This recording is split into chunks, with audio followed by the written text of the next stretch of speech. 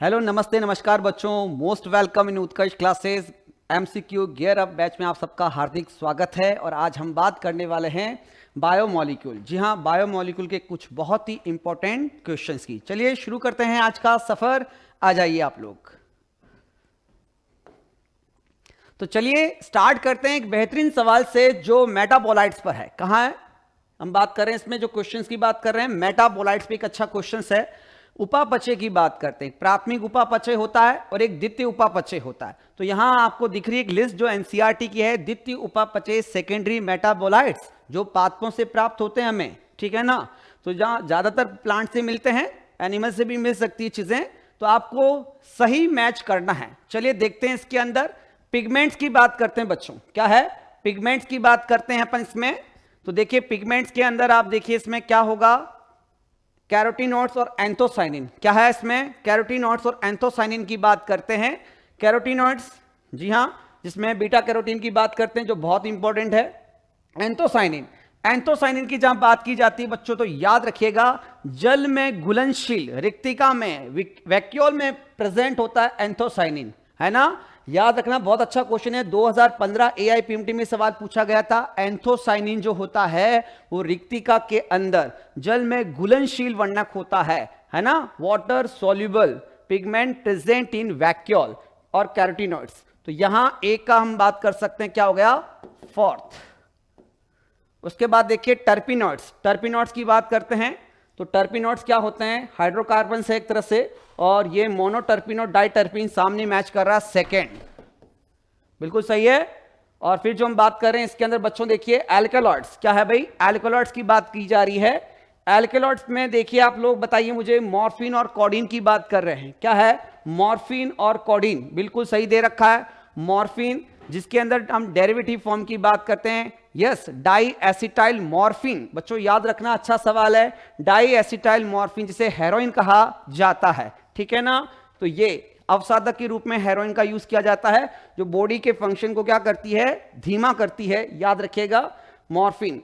Codeine का जो use होता है वो कफ सिरप के रूप में किया जाता है। किसके रूप में? कफ सिरप के रूप में इस्तेमाल किया जाता है। तो यहां एल्कलॉइड्स में थर्ड मैच कर रहा है। लेक्टिन की बात की जा रही है तो लेक्टिन क्या होते हैं बच्चों?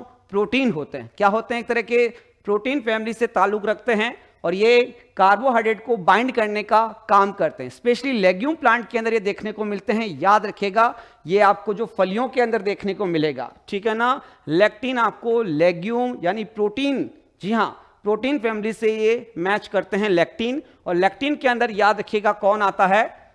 कॉनकेनेवेलिन ए। कौन आता है? कॉनकेनेवेलिन ए।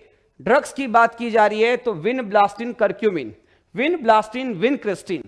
विन का रोजिया से मिलती है, कैथरंथस रोजियस भी बोलते हैं, और ब्लड कैंसर में इसका यूज होता है बच्चों विनब्लास्टिन का। कर्क्यूमिन कर्कुमा लौंगा, हल्दी से। और आपको पता हल्दी का यूज क्या है? एंटीबैक्टीरियल, एंटी फंगल, एंटीवायरल, ठीक है। तो यहां हम बात करते हैं ड्रग्स का, बिल्कुल फिफ्थ मैच कर रहा है। टॉक्सिन की बात कर रहे हैं, एब्रीन और रिसिन की बात करते हैं, है ना। जहां रिसिन की बात करते हैं ये कैस्टर से मिलता है, फेमस है कैस्टर, कैस्टर से मिलता है रिसिन, ठीक है। तो यहां हम बात करते हैं इसके अंदर फोर्थ ही ऑप्शन क्या होगा? बिल्कुल। और ये रोजरी पी से मिलता है, ठीक है ना, रोजरी पी से, और ये कैस्टर से मिलता है रिसिन। टॉक्सिन होते हैं। चलिए मैच कीजिए, ए का फोर्थ और बी का हम बात करते हैं सेकेंड, सी का बात करते हैं थर्ड, और डी की बात करते हैं फर्स्ट, ई की बात करते हैं फिफ्थ, और एफ का जो है हम बात करते हैं फोर्थ ऑप्शन होगा। यहां पे क्या होगा? यहां पे, ठीक है ना, यहां 6 लिखना है ना, ये 6th है। क्या है ये? 6th है, याद रखिएगा 6th, ठीक है ना। यहां पे 6th ऑप्शन है जो बात करते हैं, पहला ही ऑप्शन है बच्चों। क्या है? फर्स्ट ऑप्शन जो है वो बिल्कुल क्या कर रहा है? मैच कर रहा है। क्या है भाई? जो फर्स्ट ऑप्शन ही है वो बिल्कुल क्या कर रहा है? मैच कर रहा है। चलिए आगे बढ़ते हैं, एक और बेहतरीन सवाल की तरफ। जवाब दीजिए मुझे। मैच द कॉलम का एक बेहतरीन सवाल है। गैलेक्टोज, एंटीकोगुलेंट, फ्रक्टोज, लेसिथिन और इंसुलिन की बात की जा रही है। Protein, phospholipid, brain sugar, heparin और फ्रूट शुगर है। तो देखिए इसमें मैच करते हैं गैलेक्टोज। गैलेक्टोज की बात करते हैं, मोनोसेकेराइड होती है और ये ब्रेन शुगर के नाम से जानते हैं। क्या कहते हैं इसे? ब्रेन शुगर के नाम से जानते हैं। तीसरा मैच कर रहा है ना। गैलेक्टोज किसमें होती है, लैक्टोज के अंदर होती है, दूध शर्करा के अंदर मिलती है। एंटीकोगुलेंट की बात करता हूं मैं, तो एंटीकोगुलेंट के अंदर, स्कंदरोधी के अंदर बात करते हैं, हीपेरिन आता है बच्चों। कौन आता है, हीपेरिन, याद रखिएगा। फोर्थ ऑप्शन बिल्कुल सही मैच करेगा। फिर फ्रक्टोज सबसे मीठी शुगर होती है ना, फ्रूट के अंदर देखने को मिलती है। फिफ्थ ऑप्शन जाएगा फ्रूट शुगर, सबसे मीठी शर्करा की बात करेंगे, हनी या शहद में सबसे ज्यादा होती है। लेसिथिन की बात करते हैं बच्चों, फॉस्फोलिपिड के अंदर। कहां, फॉस्फोलिपिड के अंदर देखने को मिलता है, एनसीईआरटी में इसका स्ट्रक्चर भी दे रखा है, सेकंड ऑप्शन रहेगा। और इंसुलिन की बात की जा रही है, इंसुलिन की बात की जा रही है, तो इंसुलिन में आपको क्या ध्यान रखना है, इसके अंदर देखिए क्या बच गया, प्रोटीन है। क्या है ये, है ना, इंसुलिन क्या होगा, एक प्रोटीन कैटेगरी में आएगा, ठीक है ना। क्या होगा, प्रोटीन कैटेगरी में। प्रोटीन हार्मोन होता है, याद रखना, इंसुलिन एक प्रोटीन हार्मोन होता है। क्या होता है, प्रोटीन हार्मोन होता है, ठीक है। तो मैच कीजिए इसमें, ए का थर्ड, एक ही मैच कर रहा है, देखो, बी का फोर्थ, सी का फिफ्थ, डी का सेकेंड, ई का फर्स्ट, यानी चौथा ऑप्शन जो है वो बिल्कुल क्या होगा, सही जवाब होगा, है ना। फोर्थ ऑप्शन होगा, बिल्कुल सही है। चलिए एक और बेहतरीन सवाल की तरफ चल रहे हैं बेटा। Ion, lipid, carbohydrate, nucleic acid और प्रोटीन दे रखे हैं आपको, और यहां इनके अंदर परसेंटेज की बात कर रहे हैं। क्या ये सब परसेंटेज है जो आपको ध्यान रखना है, ठीक है। आयन की बात कर रहे हैं 1%, बिल्कुल सही है। लिपिड्स की बात कर रहे हैं 2%, कार्बोहाइड्रेट में 3%, न्यूक्लिक एसिड दे रखा है 5 to 7, बिल्कुल सही है। प्रोटीन भी 10 से 15, बिल्कुल सही है। ये बिल्कुल सही दे रखा है ऑर्डर। आयन जो 1% होते हैं, लिपिड 2, कार्बोहाइड्रेट 3, देखो इंक्रीजिंग ऑर्डर याद रखना है, ठीक है। न्यूक्लिक एसिड 5 to 7, प्रोटीन 10 से 15, और वाटर सबसे ज्यादा होता है ना, वाटर सबसे ज्यादा होगा। तो यहां हम बात करते हैं इसके अंदर, याद रखिएगा, ए का फर्स्ट, बी का सेकेंड, ठीक है, सी का थर्ड, फोर्थ, फिफ्थ, बिल्कुल कंटिन्यू मैच कर रहे हैं। तो पहला ही उत्तर बिल्कुल क्या इसमें सही है। एक क्वेश्चन और बनता है इसमें से, पता आपको क्या बन सकता है, अगर इस टेबल से, एनसीईआरटी की टेबल से आपको पूछा जाएगा सबसे ज्यादा ऑर्गेनिक यानी कार्बनिक पदार्थ कौन सा होता है, सबसे ज्यादा ऑर्गेनिक कौन सा होगा, प्रोटीन होगा, और सबसे कम कौन होगा, लिपिड या वसा 2%। अगर पूछा जाता कि इनऑर्गेनिक सबसे ज्यादा अकार्बनिक, तो जल होता, और सबसे कम कौन होता, आयन, यानी 1% होता, ठीक है। एक तो क्रम याद रखना है, एक परसेंटेज देख आपको ध्यान रखना। तो पहला ही उत्तर इसमें क्या जा रहा है, सही जवाब जाएगा। चलिए आगे बढ़ते हैं, और एक फिर बहुत अच्छा प्रश्न है, जी हां, GLUT four antibody, collagen, trypsin और इंसुलिन की बात की जा रही है बच्चों।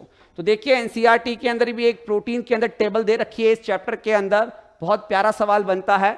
ग्लूट फॉर जो होते हैं वो ग्लूकोज के ट्रांसपोर्ट में हेल्प करते हैं, और नीट में आया हुआ प्रश्न है ना, 2020 के अंदर प्रश्न पूछा गया था, कोशिकाओं में ग्लूकोज परिवहन को सक्षम बनाता है, बिल्कुल सही है। तो ए की बात करते हैं, फिफ्थ, बिल्कुल सही दे रखा है।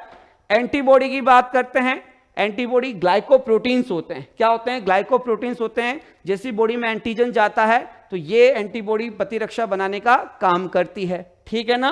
तो ये प्लाज्मा में बनते हैं बच्चों, याद रखना, प्लाज्मा सेल बनाती है, प्लाज्मा के अंदर एंटीबॉडी, बी लिम्फोसाइट, है ना।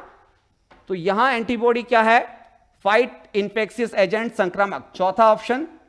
कोलेजन की बात करते हैं बच्चों, कोलेजन की अगर हम बात करते हैं तो संयोजी ऊतकों की बात की जाएगी, तो ये अंतरकोशिकीय आधारीय पदार्थ, है ना, मैट्रिक्स बनाने का काम कर सकता है, ग्राउंड सब्सटेंस बनाने का काम करता है, संयोजी ऊतकों में मिलता है। अगर मैं प्रोटीन की बात करता हूं, कोलेजन, जी हां, जंतुओं में सबसे ज्यादा मिलने वाला कौन होता है, कोलेजन होता है, ठीक है। तो यहां देख सकते हैं आप, कोलेजन की बात की जा रही है, फर्स्ट ऑप्शन बिल्कुल सही मैच करेगा। ट्रिप्सिन और इंसुलिन है। ट्रिप्सिन देखिए, ट्रिप्सिन क्या होता है, पेप्सिन आमाशय के अंदर प्रोटीन का पाचन करता है, ट्रिप्सिन आंत्र के अंदर प्रोटीन का पाचन करता है, और ये क्या है, एंजाइम है। क्या है, एंजाइम है, सेकेंड। और इंसुलिन की बात करते हैं, प्रोटीन हार्मोन होता है, जी हां, थर्ड ऑप्शन होगा इंसुलिन, ठीक है। ब्लड ग्लूकोज लेवल को ध्यान रखना, इंसुलिन का काम क्या होता है, बीटा कोशिकाओं से निकलता है ना। अग्नाशय की बात की जाती है, तुम्हारा लैंगरहैंस द्वीप कोशिकाएं होती है, आइलेट्स ऑफ लैंगरहैंस, वहां हम बात करते हैं अल्फा, बीटा, डेल्टा। बीटा से हम बात करते हैं इंसुलिन, जो ब्लड ग्लूकोज लेवल को कम करता है। ग्लूकागॉन क्या करता है? बढ़ाता है। तो मैच कीजिए, ए का फिफ्थ, बी का फोर्थ, सी का फर्स्ट, डी का सेकेंड और ई का थर्ड, यानी सेकेंड ऑप्शन जो है बच्चों बिल्कुल सही जवाब जा रहा है। चलिए नेक्स्ट क्वेश्चन, एक बहुत बेहतरीन सवाल, अमीनो एसिड 2020 में भी इस पर सवाल पूछा गया था। देखते हैं, अगर हम बात करते हैं मैच द कॉलम में, क्षारीय अमीनो अम्ल, अम्लीय अमीनो अम्ल, उदासीन अमीनो अम्ल की बात की जा रही है। तो आप देख सकते हैं बेसिक की बात की जा रही है। क्षारीय के अंदर याद रखना हाल, HAL, याद रखना बेहाल। बेसिक में HAL, histidine, arginine, lysine, histidine, arginine और लाइसिन। मैच कीजिए, आर्जिनिन, लाइसिन, है ना, हिस्टिडीन तो है ही नहीं कहीं, तो आर्जिनिन और लाइसिन जो होते हैं ये बेसिक होते हैं। क्या होते हैं? ये बेसिक होते हैं, यानी छठा और सातवां जो हम बात कर सकते हैं। 7 और 8 जो दे रखा है, ठीक है, याद रखिएगा। 6 और है ना, 6 7 है ना, 6 7, क्या भाई 6 7 की बात कर रहे हैं, आर्जिनिन और लाइसिन। एसिडिक की देखिए बेटा, एसिडिक की बात करते हैं, नाम में देखो एस्पार्टिक एसिड, ग्लूटामिक एसिड, दोनों दे रखे हैं, एस्पार्टिक एसिड, ग्लूटामिक एसिड, है ना। तो ये हो गए थर्ड और फोर्थ, एसिडिक के अंदर ये आ गए थर्ड और फोर्थ। एसिड आ रहा, इजी है। फिर है उदासीन अमीनो अम्ल, उदासीन में याद रखना गावली PM, GAVLIPM, ये सब क्या होते हैं? उदासीन। मतलब क्या कहना चाह रहा हूं मैं? जी, ग्लाइसिन, एलेनिन, वेलिन, है ना, ल्यूसीन, आइसिलूसीन, प्रोलीन, मिथियोनिन, तो ये सारे चीजें उदासीन अमीनो अम्ल में आते हैं। तो यहां देखिए एलेनिन, ग्लाइसिन, वेलिन दे रखा है, फिनाइलेलिन, बाकी बचे हुए सब क्या है? उदासीन होंगे। चलिए मैच करते हैं इसमें, ए का 6 7, ए का 6 7, 6 7 6 7, बाकी कैंसिल हो गए। उसके बाद देखिए बी के अंदर थर्ड फोर्थ, बी के अंदर थर्ड और फोर्थ, और सी की बात करते हैं, बाकी सारे बच गए। यानी थर्ड ऑप्शन जो है वो बिल्कुल क्या जाएगा? सही जवाब जाएगा, है ना। थर्ड ऑप्शन जो है बच्चों वो बिल्कुल क्या होगा? सही जवाब होगा। चलिए एक और बेहतरीन सवाल, जो एनसीईआरटी में स्ट्रक्चर दे रखी है अमीनो एसिड, उस पर सवाल बनाया जा सकता है। तो क्या सवाल है? ए बी सी को आपको पता करना है। तो यहां देखिए ए क्या है, बी क्या है और सी क्या है। तो अगर देखें बच्चों, इसके अंदर अमीनो एसिड की स्ट्रक्चर का सवाल है आपके सामने। यहां मिथाइल समूह देखिए, यहां पर देखिए CH2OH आ रहा है और यहां पर हाइड्रोजन आ रहा है। तो याद रखिए जब मिथाइल आता है तो ये एलेनिन को प्रदर्शित करता है। क्या है? एलेनिन है, ठीक है ना। क्या है ये स्ट्रक्चर? एलेनिन की है। और OH की बात करते हैं तो अल्कोहलिक समूह में याद रखना alcohol is serious threat, alcohol is serious threat, serious यानी सीरीन, थ्रेट यानी थ्रियोनिन। दो अमीनो एसिड जिसमें अल्कोहलिक समूह होता है, सीरीन और थ्रियोनिन। याद रखेगा, अच्छा सवाल है एग्जाम के लिए। सीरीन और थ्रियोनिन की बात करेंगे, ये अल्कोहलिक समूह होते हैं। और यहां हम बात करते हैं, ये ग्लाइसिन का है, HH आ गया, ग्लाइसिन है। सबसे सरल अमीनो एसिड होता है बच्चों, जिसमें कोई कायरल कार्बन नहीं होता है, कोई ऑप्टिकल आइसोमेरिज्म प्रकाशिक समता भी नहीं देगा, है ना। स्वीट होता है, सबसे सिंपलेस्ट होता है। और ट्रिप्टोफैन ट्राई कोशिश सबसे मुश्किल होती है, ट्रिप्टोफैन सबसे कॉम्प्लेक्स होता है। तो चलिए मैच करते हैं। एलेनिन दे रखा पहला, सीरीन मैच कर रहा है, ग्लाइसिन, यानी पहला ही ऑप्शन जो है हमारा बिल्कुल सही मैच कर रहा है। आगे बढ़ते हैं और नेक्स्ट क्वेश्चन ये रहा, अच्छा सवाल। फिर नीचे कुछ अमीनो अम्ल दे रखे हैं बच्चों और आपको बताना है एरोमेटिक। क्या पूछा है आपसे? एरोमेटिक की बात कर रहे हैं, एरोमेटिक अमीनो एसिड की बात की जा रही है। तो बताइए एरोमेटिक में ग्लूटामिक एसिड, लाइसिन, ये तो एसिडिक हो गया, स्ट्रेट चेन होती है इसमें तो, ठीक है ना। लाइसिन की बात करते हैं, बेसिक है। वेलिन न्यूट्रल है, वेलिन कैसा होता है? न्यूट्रल होता है। लाइसिन की बात करते हैं, ये बेसिक होता है और वो एसिडिक होता है, नाम से ही आ रहा है। कौन बच गए? टायरोसिन, फिनाइलएलेनिन और ट्रिप्टोफैन, ये तीनों याद रखना, है ना। टायरोसिन, फिनाइलएलेनिन, ट्रिप्टोफैन, ठीक है ना। फैट टायर, PHAT, और ये टायर, फैट टायर याद रख सकते हैं। एरोमेटिक होते हैं, क्या होते हैं? एरोमेटिक। तो टायरोसिन एरोमेटिक है, फिनाइलएलेनिन है, ट्रिप्टोफैन है। 3 एरोमेटिक दिख रहे हैं मुझे, 3 मुझे दिख रहे हैं, बिल्कुल ठीक जवाब है। यानी चौथा उत्तर जो है वो बिल्कुल सही उत्तर होगा। 3 क्या हो गए इनके अंदर, है ना, एरोमेटिक। एक और चीज बता देता हूं, अच्छा सवाल आता है सल्फर वाले, सल्फर कंटेनिंग, एग्जाम के लिए अच्छा सवाल है। सल्फर कंटेनिंग की बात करते हैं कि इसमें सल्फर होता है, तो याद रखना 2 चीजें याद रखना, सिस्टीन, क्या याद रखोगे बच्चों, सिस्टीन और मिथियोनिन। क्या सिस्टीन और मिथियोनिन की बात की जाएगी जिसमें सल्फर पाया जाता है। क्या पाया जाता है, सल्फर पाया जाता है। ठीक है, चलिए तो आगे बढ़ते हैं अपन, एक और बेहतरीन सवाल की तरफ चलते हैं, और यह सवाल है कौन सा कथन सही होगा। चलिए बच्चों बताइए इसमें, palmitic acid has 16 carbon atom including carboxyl carbon. अगर मैं बात कर रहा हूं इसके अंदर बेटा, पामेटिक अम्ल में कार्बोक्सिल कार्बन सहित 16 कार्बन परमाणु होते हैं। क्या लिखा हुआ है, पामेटिक की बात की जा रही है, यानी ये कौन सी बात कर रहे हैं अपन, संतृप्त यानी सैचुरेटेड फैटी एसिड की बात कर रहे हैं, जिसमें 3 उदाहरण आते हैं, पामेटिक, स्टेरिक एसिड और एरिचिडिक एसिड। ठीक है ना, तो यहां कार्बन सहित 16 कार्बन बिल्कुल सही है। याद रखिएगा पामेटिक एसिड, स्टेरिक एसिड और एरिचिडिक एसिड, इसमें 16 कार्बन, इसमें 18 कार्बन और इसमें 20 कार्बन होते हैं, याद रखिएगा। ठीक है ना, कार्बोक्सिल कार्बन समेत। ठीक है, तो ये बात बिल्कुल सही है। एरेकिडोनिक अम्ल में 20 कार्बन होंगे, कार्बोक्सिल कार्बन के अतिरिक्त 20 कार्बन, जी नहीं, 20 हाईएस्ट होता है, अतिरिक्त नहीं आएगा, इसको मिलाकर 20 होते हैं, याद रखना, मतलब ये गलत जवाब है। कार्बोक्सिल कार्बन के अतिरिक्त स्टेरिक अम्ल में 18 कार्बन, जी नहीं, अतिरिक्त नहीं होगा, इसको मिलाकर पूछा जाएगा, याद रखिएगा भाई। ठीक है ना, इसका मतलब हम बात करते हैं, यह भी गलत हो गया। बिल्कुल सही जवाब है आपका, पहला ही उत्तर क्या है, बिल्कुल सही जवाब होगा। ठीक है, बहुत अच्छा सवाल है। चलिए नेक्स्ट क्वेश्चन की तरफ बढ़ते हैं बच्चों, ट्राइग्लिसराइड्स। अब थोड़ा लिपिड की तरफ चलते हैं। Triglyceride is form by esterification of. अगर मैं बात करता हूं ट्राइग्लिसराइड किसके एस्टरीकरण से बनता है, तो आपको पता है कि लिपिड के अंदर एस्टर बंध होते हैं, कार्बोहाइड्रेट के अंदर ग्लाइकोसाइडिक बंध होते हैं, डीएनए आरएनए के अंदर बात करते हैं फॉस्फोडाई एस्टर बंध होते हैं, प्रोटीन की बात की जाए तो पेप्टाइड बंध होते हैं। ये बहुत अच्छा सवाल होता है। यहां ट्राइग्लिसराइड जो स्ट्रक्चर दे रखी है एनसीईआरटी के अंदर, यहां ट्राइग्लिसराइड के अंदर बात करते हैं एक ग्लिसरॉल का अणु होगा और 3 वसीय अम्ल होते हैं। कितने, 3। एक अणु ग्लिसरॉल, बिल्कुल सही है। 3 अणु वसा अम्ल के, देखिए 3 मॉलिक्यूल ऑफ फैटी एसिड, पहला ही मैच कर रहा है।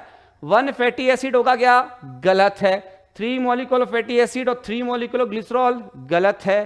तो यानी पहला ही उत्तर जो है, ये भी क्वेश्चन नीट में पूछा जा चुका है, बड़े आसान प्रश्न आते हैं इसके अंदर। ठीक है ना, एंजाइम से थोड़ा सा क्या होता है, लैंग्वेज वाला क्वेश्चन बनता है। तो पहला ही उत्तर आप लोगों का बिल्कुल सही है। चलिए आगे बढ़ते हैं, एक और अच्छा बेहतरीन सवाल, निम्न कथनों को पढ़िए। चलिए भाई, काइटिन, स्टार्च, ग्लाइकोजन और एगार एगार समबहुलक है।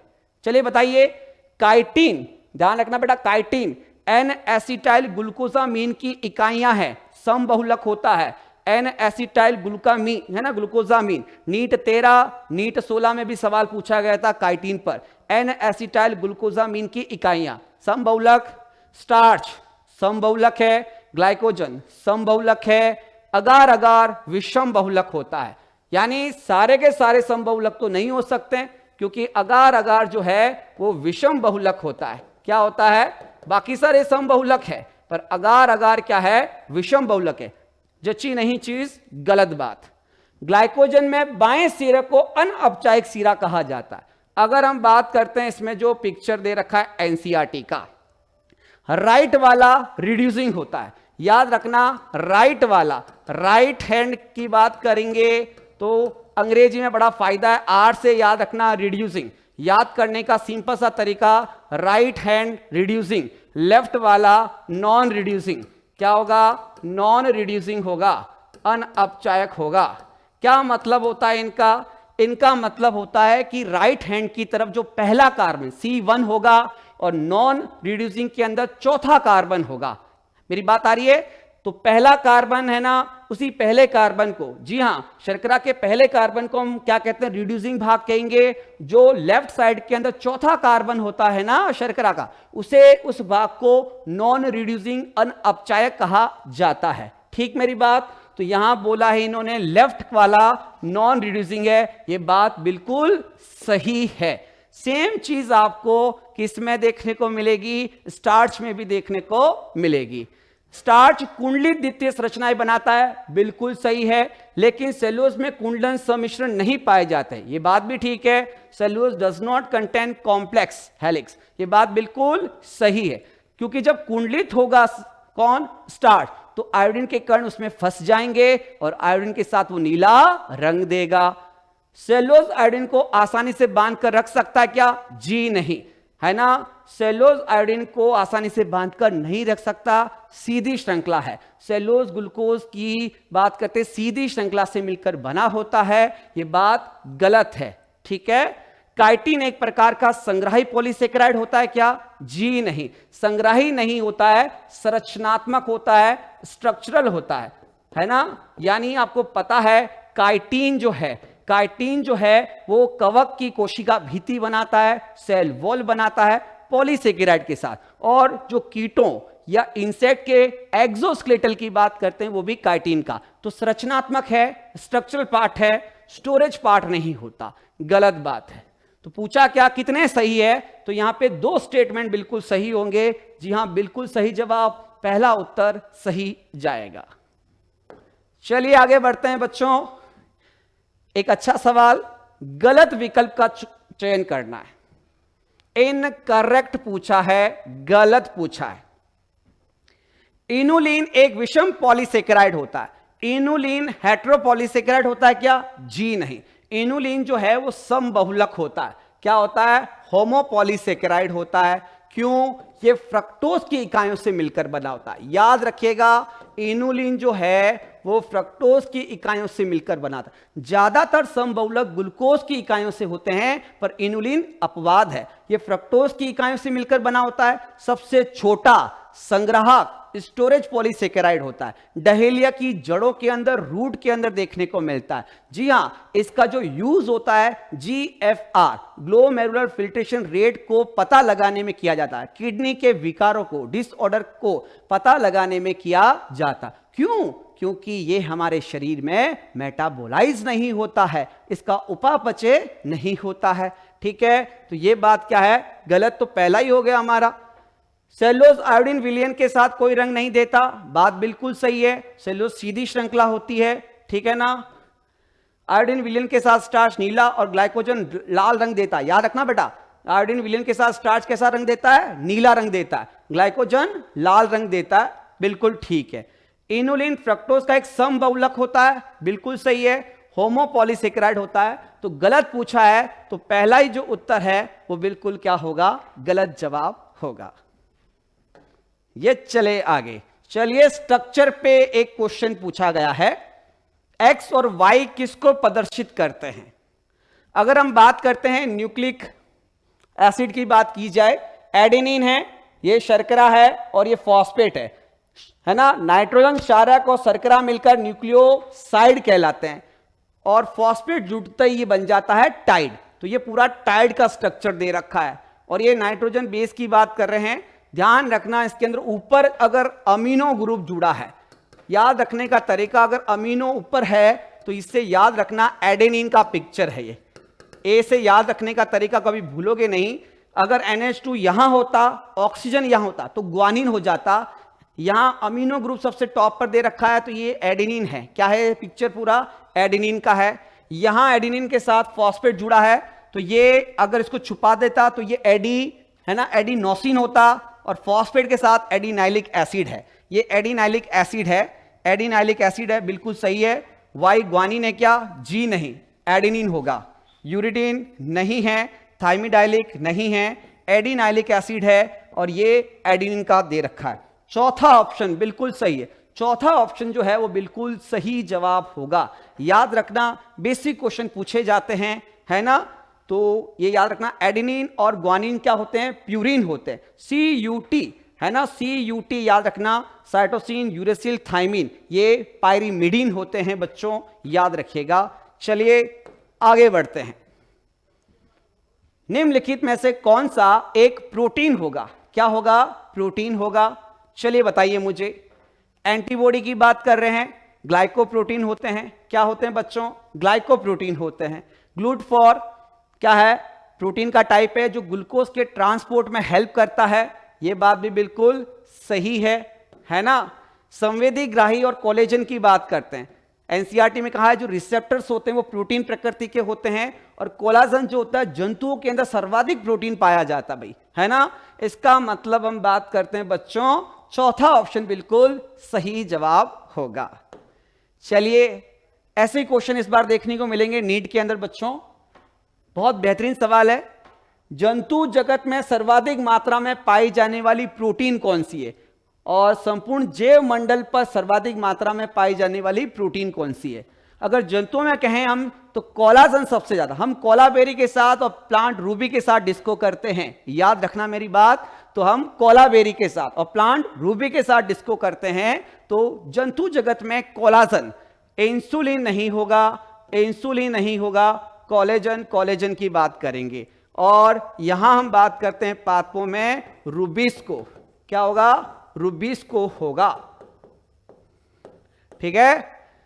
राइबोलोज, बिस फॉस्फेट, कार्बोक्सिलेज, ऑक्सीजिनेज। ठीक है। CO2 के साथ बंधुता ज्यादा है, पर अगर ऑक्सीजन बढ़ जाए तो ये ऑक्सीजन के साथ चला जाता है। ठीक है। फोटो रेस्पिरेशन, प्रकाश शोषण में, है ना। वास्तव में देखें तो रूबिस्को का काम C3 चक्र में, C4 चक्र में होता है। ठीक है ना। रूबिस्को आपको C3 C4 चक्र में देखने को मिलता है, जो RUBP के साथ जाता है। ठीक है ना, याद रखिएगा। क्लियर है। कोलाजन हमारे अंदर सर्वाधिक मिलने वाली प्रोटीन होती है। तो जो चौथा ऑप्शन है बच्चों वो बिल्कुल सही जवाब होगा। चलिए आगे बढ़ते हैं। एक बेहतरीन सवाल एंजाइम का है। एंजाइम सक्रियता के बारे में आपको बताना है। एंजाइम सक्रियता के लिए गलत कथन का चयन करना है बच्चों। क्या है? गलत कथन का आपको चयन करना है। चलिए देखते हैं। यह प्रारंभ में ताप बढ़ने के साथ बढ़ती और फिर कम हो जाती है। क्या लिखा है? अगर मैं ग्राफ की बात करता हूं, समझाने की कोशिश करूं आपको, तो आप देखोगे एनसीईआरटी में 2 ग्राफ दे रखे हैं। पीएच की बात करें या टेम्परेचर की बात करें, दोनों के लिए यही ग्राफ आता है। ये रेट ऑफ रिएक्शन की बात कर रहे हैं। पीएच बढ़ने पर अभिक्रिया की दर बढ़ेगी, और यहां पर ये अधिकतम होगी ऑप्टिमम, इष्टतम बिंदु पर। सेम तापमान के लिए प्रारंभ में ताप बढ़ने के साथ बढ़ती है और फिर कम हो जाती है। बिल्कुल सही बात है। पीएच मान में बढ़ोतरी पर प्रारंभ में कम होती है। पीएच बढ़ने पर हम बात करते हैं, देखो पीएच मान में बढ़ोतरी पर प्रारंभ में कम होती है। क्या लिखा? Initially decrease with increase in pH. भाई पीएच बढ़ेगी तो कम थोड़ी होगी, बढ़ेगी। ध्यान से पढ़ो इस लाइन को। पीएच मान में बढ़ोतरी पर प्रारंभ में कम होती है। भाई पीएच बढ़ती है तो प्रारंभ में ये बढ़ेगी, ध्यान रखना, कम नहीं होगी। पीएच बढ़ने पर बढ़ती है। ठीक है।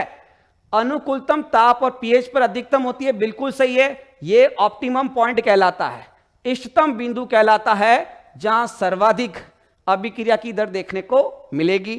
क्रिया कारक की सांद्रता बढ़ाने पर यह संतृप्त बिंदु तक बढ़ती है। तो यहां अगर हम बात करते हैं, ग्राफ और है, और इस ग्राफ के अंदर आप देखेंगे कि यहां, ठीक है, क्रिया कारक की सांद्रता बढ़ती है तो बच्चों यहां पर यह अधिकतम हो जाता है ना, Vmax।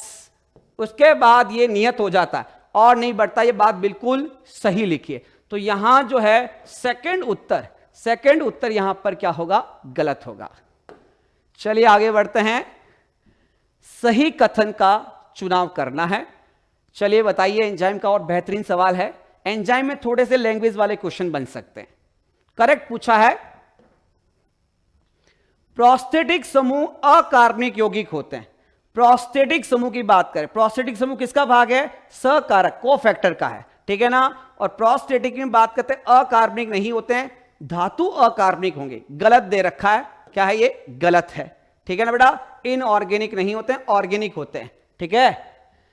को एंजाइम ऑर्गेनिक कंपाउंड होते हैं। स एंजाइम कार्बनिक यौगिक है जो एपो एंजाइम के साथ दृढ़ता से जुड़े होते हैं। देखो ध्यान से पढ़ो। प्रोस्थेटिक वाले जो होते हैं वो PR से चुराना है। प्रोस्थेटिक वाला जो होता है वो एपो एंजाइम के साथ प्यार से, प्यार का बंधन मजबूत होता है, प्यार से यानी दृढ़ता से जो है टाइटली वो प्रोस्थेटिक जुड़ता है। स एंजाइम वाले टाइटली नहीं होते हैं, ढीले जुड़े होते हैं। कैसे होते हैं बच्चों? ढीले जुड़े होते हैं, याद रखिएगा, ढीले जुड़े होते हैं, लूजली बाउंड। धातु आयन सकारक के रूप में कार्य नहीं करते हैं। Metal ion can not act as cofactor. क्यों नहीं करते हैं? कैन नॉट क्यों आएगा, है ना?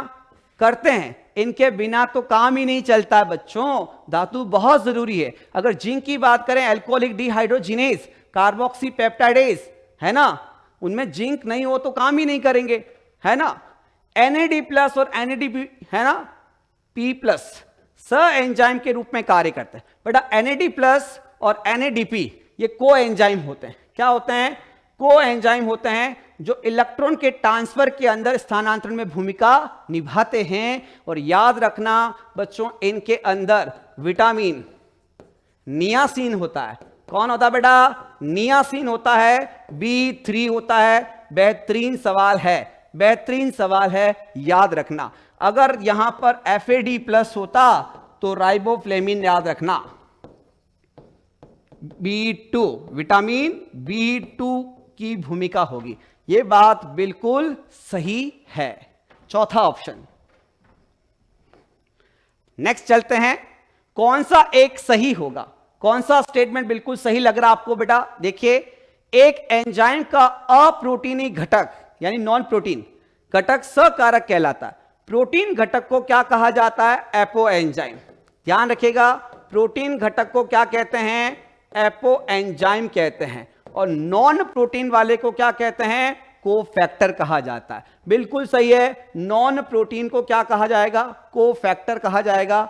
सही बात है, जिसमें प्रोस्टेटिक भाग हो सकता है, मेटल वाला भाग हो सकता है और को एंजाइम वाला भाग हो सकता है।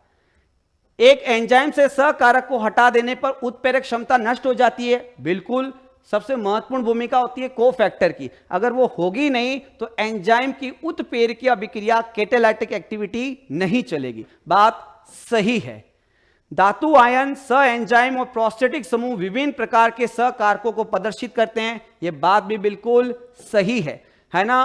को एंजाइम और प्रोस्टेटिक याद रखना, दोनों में ऑर्गेनिक होते हैं, कार्बनिक पदार्थ होते हैं, ठीक है ना। नॉन प्रोटीन भाग होता है। प्रोस्टेटिक प्यार से टाइटली बाउंड होता है। को एंजाइम ट्रांजिएंट, ढीले बंधे होते हैं। बस ये दोनों में फर्क रहेगा। इसका मतलब सारे के सारे स्टेटमेंट बच्चों बिल्कुल परफेक्ट है। चलिए आगे बढ़ते हैं। एक और बेहतरीन सवाल, एंजाइम के प्रतिस्पर्धी संदमन के लिए बात की जा रही है बच्चों। एंजाइम के प्रतिस्पर्धी संदमन के लिए कौन सा कथन सही होगा? ध्यान रखिए बेटा, प्रतिस्पर्धी संदमन की बात की जा रही है ना। कॉम्पिटिटिव इनिबिशन की बात की जा रही है। और अगर हम इसमें बात करते हैं तो एक चित्र बनाते हैं, वैसे एनसीईआरटी में तो नहीं है, एक सिंपल सा ग्राफ है ना। सांद्रता के लिए बात करते हैं, सबस्ट्रेट, यहां पर सबस्ट्रेट की कंसंट्रेशन होती है, पता है आपको, ठीक है ना। और यहां बात करते हैं एक और ग्राफ जो एनसीईआरटी कहती है नहीं वैसे, फिर भी समझने के लिए आप देख सकते हैं। तो यहां आप देख सकते हैं, इसमें ये Vmax की बात करते हैं, ठीक है ना। अब यहां इसका आधा लेके चलते हैं तो आप देख सकते हैं इसके अंदर ये Km और ये Km, 2 Km मिल गए भाई। ये नॉन कंपटीशन के लिए है, दिख रहा आपको कि कंपटीशन के लिए, कंपटीशन के लिए है। और ये सिंपल जो दे रखा है, ठीक है भाई। तो यहां देखिए संदमन एक है ना, संदमक एक सक्रिय स्थल पर जुड़ सकता है क्या? Inhibitor can attach with the active site. संदमक क्या करते हैं भाई? हम बात करते हैं जो एंजाइम है उसकी सक्रिय स्थल होता है जिसपे कोई सबस्ट्रेट भी जुड़ता है, और अगर संदमक है उसी संरचना का प्रतिरूपी है तो वो जाकर बंध सकता है। बिल्कुल सही बात है, ये जुड़ सकता है ना, एंजाइम पर कुछ भी जुड़ सकता है। संदमक अगर उसका संरचनात्मक प्रतिरूपी है, स्ट्रक्चरल एनालॉग है, तो वो जाकर जुड़ सकता है। संदमक एक क्रियाकारक प्रतिरूपी होता है। Inhibitor is substrate analogue. मैंने क्या कहा?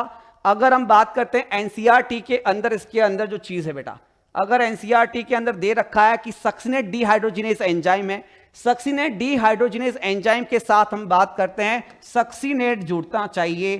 पर अगर मेलोनेट की बात करें, मेलोनेट की सांद्रता ज्यादा है, मेलोनेट जो होता है वो सक्सिनेट का स्ट्रक्चरल एनालॉग होता है।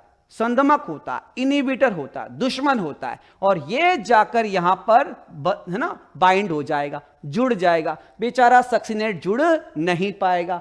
तो इनिबिटर जो है जैसे मेलोनेट, वो क्या है, क्रियाकारक का संरचनात्मक प्रतिरूपी हो सकता है।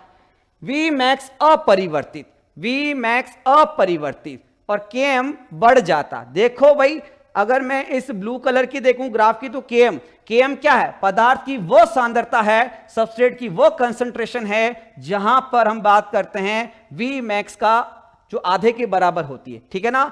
तो केएम क्या है, वो पॉइंट है बच्चों, तो कह सकते हैं सबस्ट्रेट का वो कंसंट्रेशन पॉइंट जो वी मैक्स का हाफ, वी मैक्स के हाफ के बराबर होता है, उसे केएम कहा जाता है, माइकलिस मेंटेन कांस्टेंट कहा जाता है।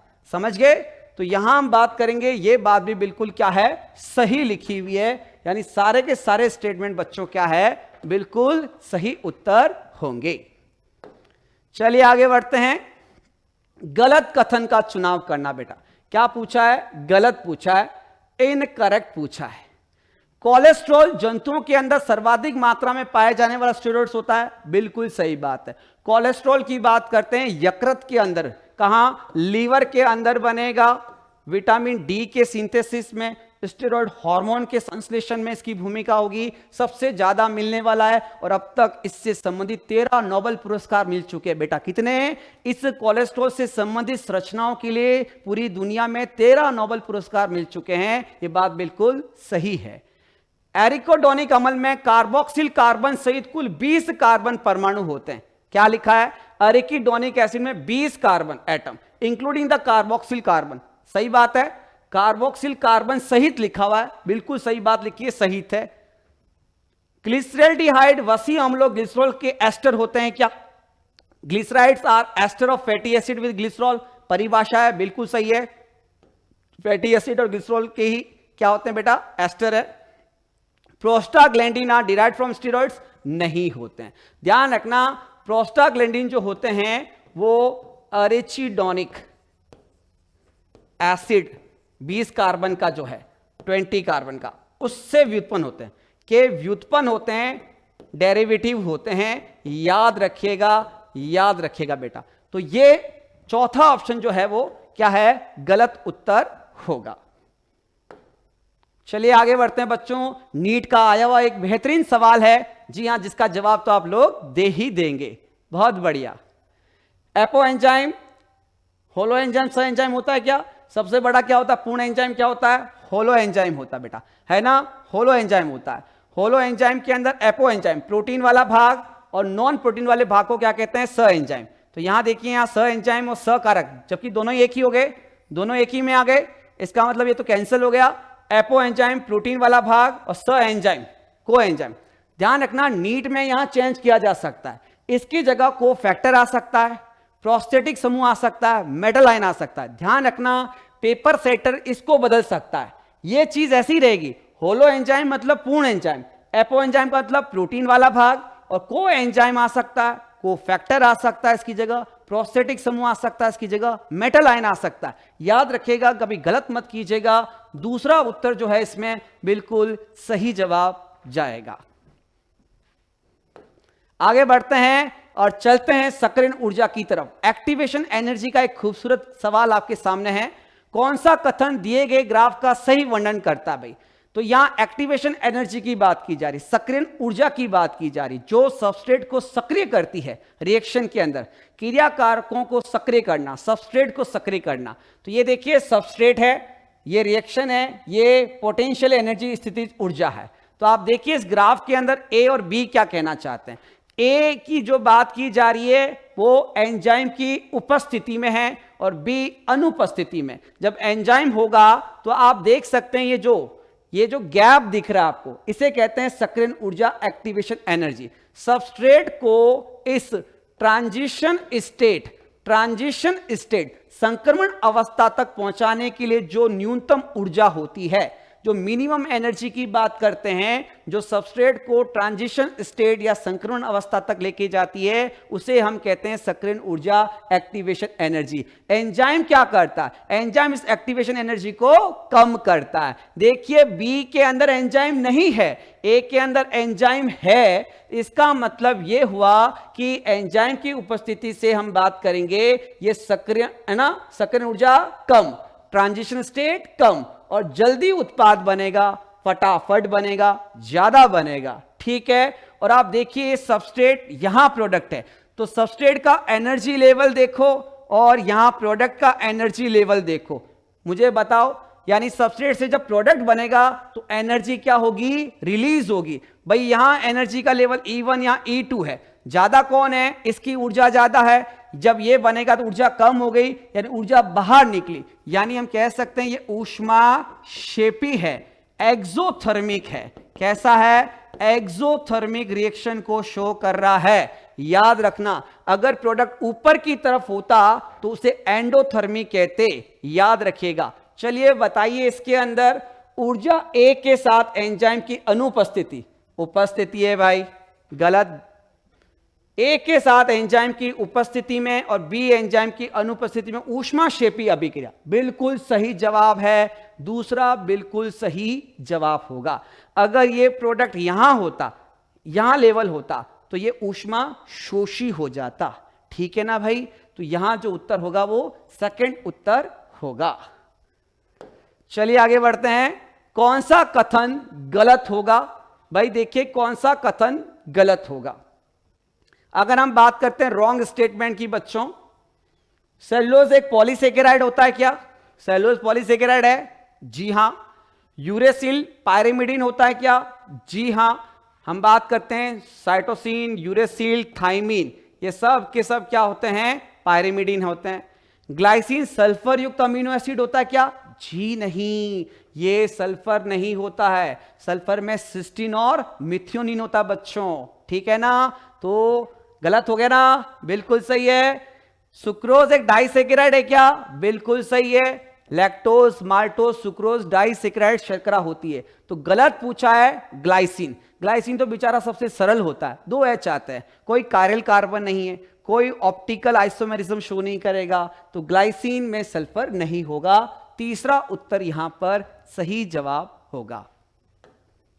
चलिए आगे बढ़ते हैं। एक और एंजाइम का बेहतरीन सवाल आपके सामने है।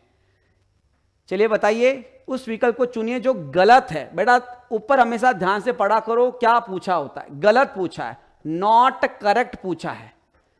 क्रियाधार सबस्ट्रेट एंजाइम के सक्रिय स्तर से जुड़ जाते हैं। Substrate binds with enzyme as its active sites. क्या लिखा हुआ है?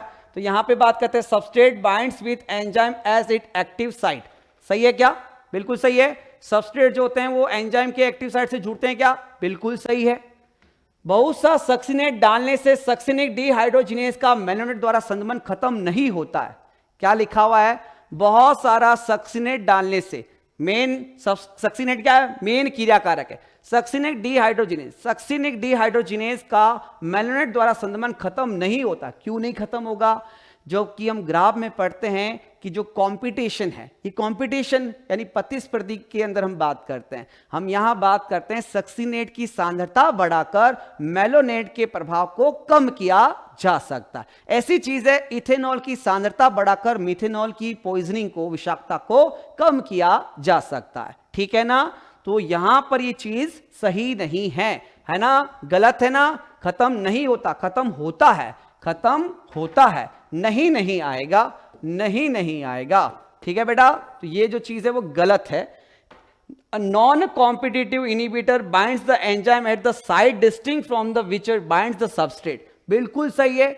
अगर मैं साइनाइड की बात करता हूं, साइनाइड एक्टिव साइट पर नहीं जुड़ता है, वो एलोस्टेरिक साइट पर जुड़ता है। साइनाइड साइटोक्रोम ऑक्सीडेज की एक्टिव साइट पर नहीं जुड़ेगा, एलोस्टेरिक साइट पर जुड़ेगा बच्चों। तो ये नॉन कॉम्पिटिशन में याद रखना, साइनाइड पॉइजनिंग, बिल्कुल सही बात लिखी है। मेलोनेट सक्सिनिक डिहाइड्रोजिनेज का एक प्रतिस्पर्धात्मक संदमक होता है क्या? मेलोनेट बिल्कुल सही है। Competitive inhibitor of succinic dehydrogenase enzyme, बिल्कुल सही लिखा। हमें गलत पूछा है तो दूसरा उत्तर यहां जाएगा। आगे बढ़ते हैं बच्चों, कौन सा एक अनअपचायक कार्बोहाइड्रेट होगा? क्या लिखा है? अनअपचायक है, नॉन रिड्यूसिंग कार्बोहाइड्रेट की बात कर रहे बेटा। रिड्यूसिंग और नॉन रिड्यूसिंग में फर्क क्या है? जो कॉपर +2 को कॉपर प्लस में अपचित करते हैं, बेनेडिक्ट रिएजेंट के साथ पॉजिटिव टेस्ट देते हैं, फेलिंग टेस्ट के साथ पॉजिटिव कलर देते हैं, एकदम ब्रिक रेड कलर आता है बच्चों, है ना। बेनेडिक्ट जिसमें कॉपर सल्फेट होता है, ठीक है ना, कॉपर +2 होता है, वो क्यूप्रस ऑक्साइड के अंदर बदल जाएगा, क्यूप्रस ऑक्साइड Cu+, एकदम रेड कलर का, तो वो अपचायक शर्करा है। ये मुक्त एल्डिहाइड और कीटोन की वजह से होता है। जिस शर्करा में मुक्त एल्डिहाइड और कीटोन होता है, इसका मतलब मोनोसेकेराइड, इसका मतलब डाइसेकेराइड, पर एक को छोड़कर सुक्रोज को, किसको? सुक्रोज को छोड़कर बच्चों बिल्कुल सही जवाब दिया है। बेनेडिक्ट के साथ कोई टेस्ट नहीं देगा, फेलिंग के साथ कोई टेस्ट नहीं देगा, दूसरा उत्तर सही होगा। चलिए एक बेहतरीन सवाल, नीट का एक बेहतरीन सवाल, नीट 13 का सवाल था, अच्छा लगा मैं लेके आया हूं वापस। फॉस्फोग्लिसराइड सदैव बने होते हैं, बताइए भाई, फॉस्फोग्लिसराइड्स की बात की जाएगी बेटा। हां, ग्लिसरॉल अणु से एस्टरीकृत एक संतृप्त वसा अम्ल जिससे फॉस्फेट समूह भी संयोजित रहता है। तो ग्लिसरॉल अणु से एस्टरीकृत संतृप्त वसा अम्ल जिससे फॉस्फेट समूह भी संयोजित रहता है, सब पढ़ना पड़ेगा। ग्लिसरॉल अणु से एस्टरीकृत एक असंतृप्त वसा अम्ल जिससे फॉस्फेट समूह भी संयोजित रहता है। यहां लिखा संतृप्त सैचुरेटेड, यहां लिखा है अनसैचुरेटेड। ग्लिसरॉल अणु से एस्टरीकृत एक संतृप्त या असंतृप्त वसा अम्ल जिससे फॉस्फेट समूह भी संयोजित रहता है। अब यहां दोनों दे दिए, सैचुरेटेड और अनसैचुरेटेड। चौथा दे रखा है फॉस्फेट समूह से एस्टरीकृत, भाई फॉस्फेट समूह से एस्टरीकृत नहीं होता, ये तो ऐसे ही गलत हो गया, ठीक है। तो अब यहां पे बेटर ऑप्शन कौन सा होगा? देखिए बहुत क्लोज ऑप्शन है, एक है इसमें एनसीईआरटी में भी लाइन नहीं दे रखा इतना, सैचुरेटेड, यहां पे अनसैचुरेटेड, यहां पे ऑब्लिक करके दोनों हो सकते हैं, या तो यहां सबसे बेटर ऑप्शन जो है वो तीसरा होगा। यहां पर सिंगल बॉन्ड और डबल बॉन्ड दोनों हो सकते हैं बच्चों, ध्यान रखना, फैटी एसिड के अंदर सिंगल और जो डबल बॉन्ड है वो दोनों हो सकते हैं। तो तीसरा उत्तर यहां पर सबसे परफेक्ट माना जाएगा, सिंगल बॉन्डेड या डबल बॉन्ड की, तो तीसरा उत्तर यहां पे सबसे परफेक्ट जवाब माना जाएगा। चलिए आगे बढ़ते हैं। इसके अंदर अनेक एंजाइमों का आवश्यक रासायनिक घटक क्या होता है? अगर हम बात करते हैं बच्चों, यहां पर पूछा है को एंजाइम, और एनसीईआरटी कहती है इसके अंदर को एंजाइम के अंदर हम बात करते हैं प्रोटीन, न्यूक्लिक एसिड, कार्बोहाइड्रेट के विटामिन, क्या है? हम पढ़ते हैं NAD, है ना, NAD+, या हम बात करते हैं NADP, है ना, FAD, सब पढ़ते हैं। को एंजाइम है जो इलेक्ट्रॉन का परिवहन करते हैं, जी हां, जो इलेक्ट्रॉन के परिवहन में काम करते हैं, और यहां इनके अंदर विटामिन होते हैं, है ना। यहां मैं कह सकता हूं B3 या नियासिन, जो एनसीईआरटी में दे रखा है, अगर आएगा तो यही आएगा, ठीक है। तो विटामिन होते हैं बच्चों, चौथा उत्तर यहां पर सही जवाब होगा। चलिए आगे बढ़ते हैं, एक और बेहतरीन सवाल। फिर मैंने कहा था काइटिन पे अच्छे सवाल पूछे जाते हैं। काइटिन जो होता है, मैक्रोमोलिक्यूल काइटिन की बात करते हैं, जो कीटों का बाह्य कंकाल तंत्र बनाता है, एक्सोस्केलेटल सिस्टम ऑफ इंसेक्ट, आर्थ्रोपोडा के अंदर, फंगस की सेल वॉल, कवक की कोशिका भित्ति बनाने का काम करता है काइटिन, और काइटिन के अंदर होता है N-एसिटाइल ग्लूकोजामीन, N-एसिटाइल ग्लूकोजामीन के बहुलक होते। इतना बड़ा नाम जरूर है पर ये होमोपॉलीसेकेराइड है, याद रखना, होमोपॉलीसेकेराइड होते हैं, ध्यान रखना, ये हेटेरो नहीं है, होमोपॉलीसेकेराइड्स होते हैं, जिसमें नाइट्रोजन होता है बच्चों, है ना, फॉस्फोरस नहीं है, सल्फर नहीं है, और सिंपल नहीं है, बड़ा मोटा चौड़ा नाम है। तो यहां पर जो मैं बात करूंगा, पहला ये ऑप्शन जो है बिल्कुल सही जवाब माना जाएगा। चलिए आगे बढ़ते हैं। न्यूक्लिक एसिड का एक और बेहतरीन सवाल आपके सामने है। तो देखिए यहां पर नाइट्रोजन क्षारक के युग्म दे रखे होंगे, श्रेणियों की साथ बात कर रहे हैं, गलत मिलाया गया है ना। तो यहां पे रॉन्ग की बात करेंगे। देखो बेटा, रॉन्ग पूछा है, गलत पूछा है, आ जाओ। थाइमीन और यूरेसिल की बात करते हैं, तो सिंपल सी एक चीज मैं लिख देता हूं। अगर मैं प्यूरिन की बात करता हूं, प्यूरिन में A और G, और पायरिमिडीन की बात करता हूं, आप बताइए जब तक जवाब। CUT है ना।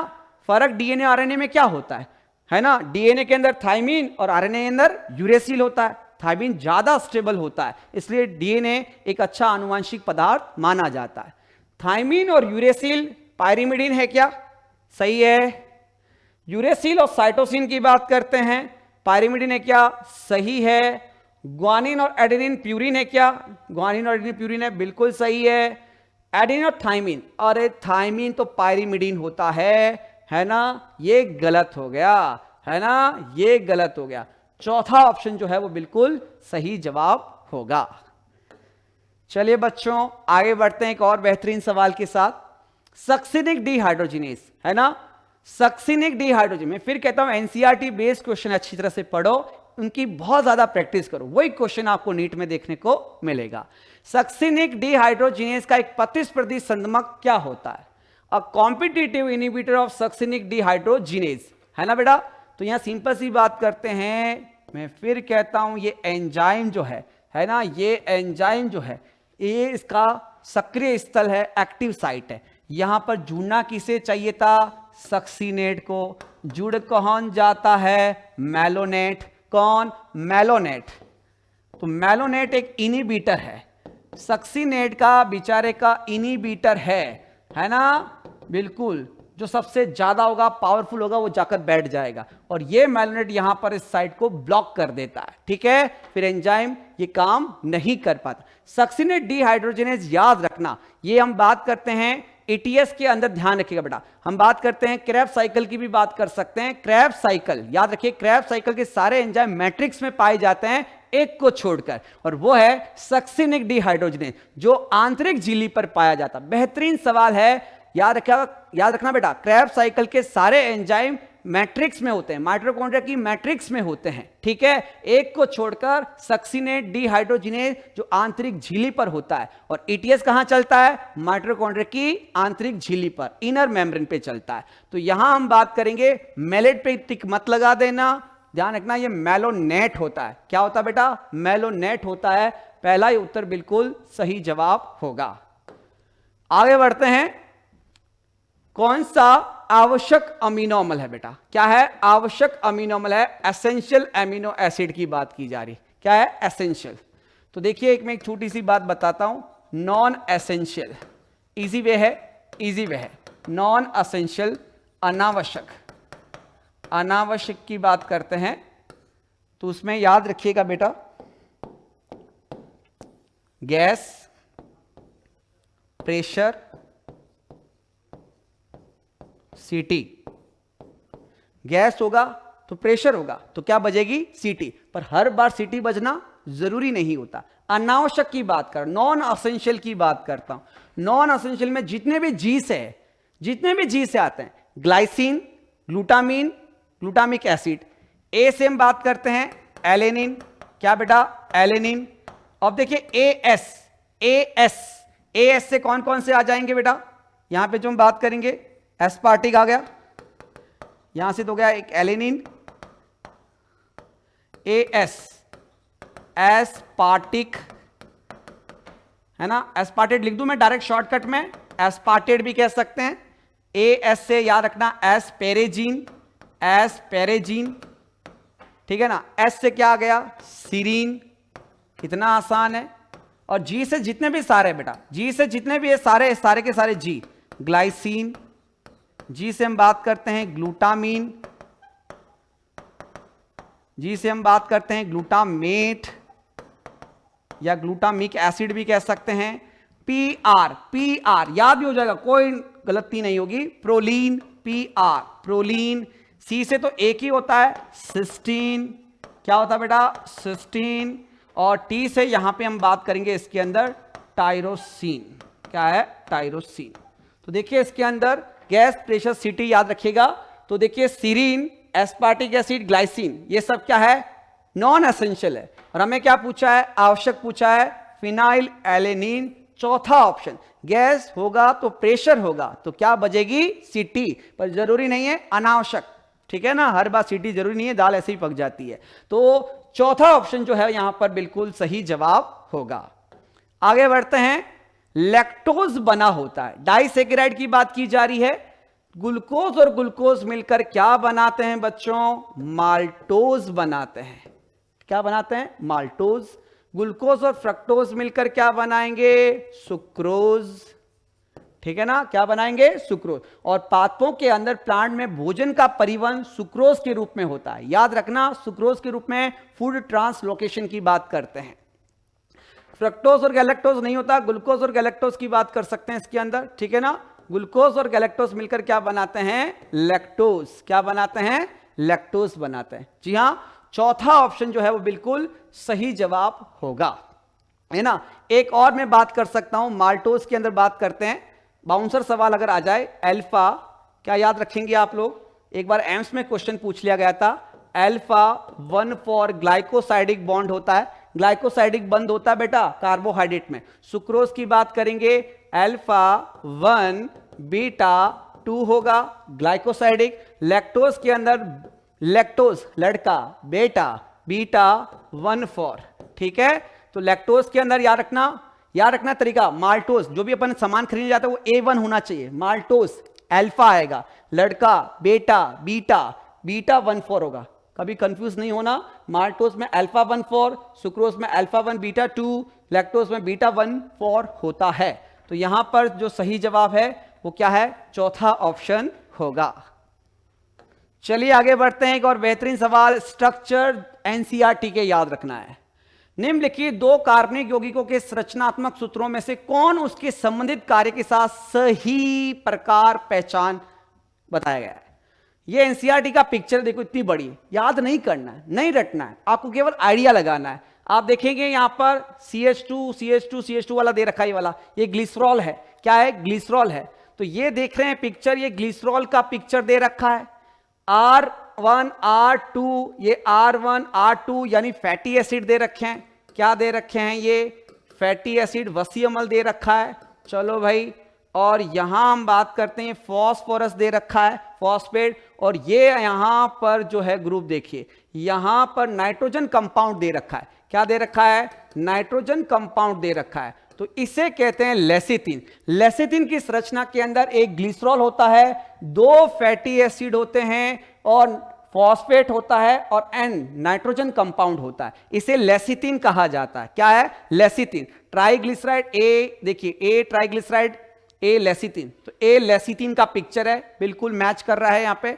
और यहां देखिए बी जो देख रहा है, देखो एमिनो ऊपर है। मैंने कहा था एमिनो जब भी ऊपर हो तो इसमें याद रखना ये एडेनिन का पिक्चर है। किसका बेटा? एडेनिन का पिक्चर है। बी एडेनिन है, बी यूरेसिल नहीं है, बी एडेनिन है। ये बात भी बिल्कुल सही है।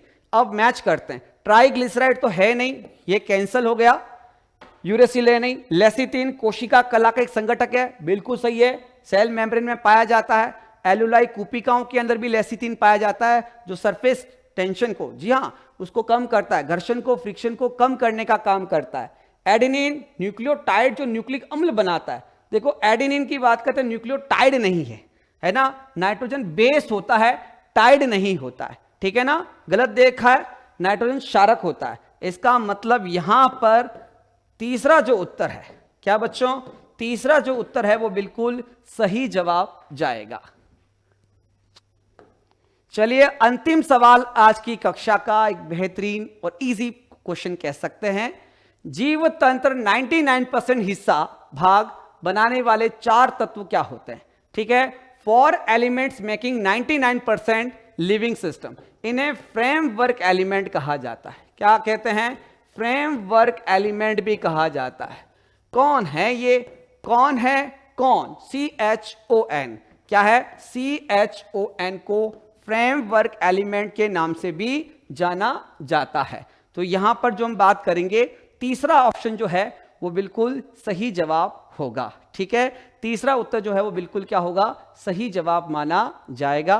तो इसी के साथ बच्चों बायोमोलिक्यूल के कुछ बेहतरीन सवाल जो हमने आज किए हैं, बहुत ही अच्छे प्रश्न थे और एग्जाम में इनमें से आने की उम्मीद काफी ज्यादा रहेगी। Okay, all the best for exam. Thank you so much, good luck.